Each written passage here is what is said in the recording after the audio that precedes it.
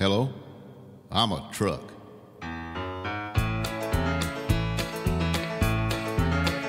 You've heard songs about truck drivers, many times their story told. How they pulled out of Pittsburgh for 6 days on the road, about that Feather River Canyon and a climbing that old grapevine, that old roadhouse down in Texas, and the girls they left behind. You've heard their tales of daring, and I think that's just fine. But if you could spare a minute, well, I'd like to tell you mine. There'd be no truck drivers if it wasn't for us trucks. No double clutching, gear jamming, coffee drinking nuts. They drive their way to glory, and they have all the luck. There'd be no truck drivers if it wasn't for us trucks. Well, there he sits in that cafe drinking coffee and telling lies.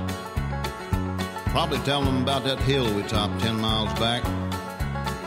Or to tell him how he missed a gear in that Volkswagen bus full of hippies passed us like I was sitting up on jacks.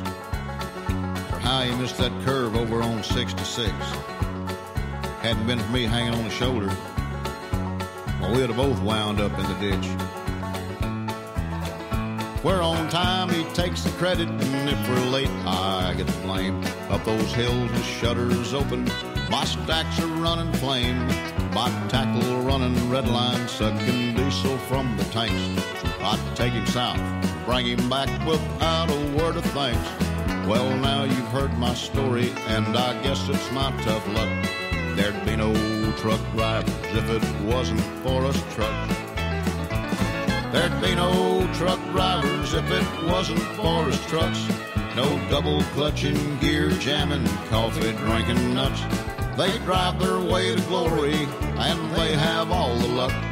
There'd be no truck drivers if it wasn't for us trucks. Look at him sipping coffee and flirting with that waitress. And where do you think he left me?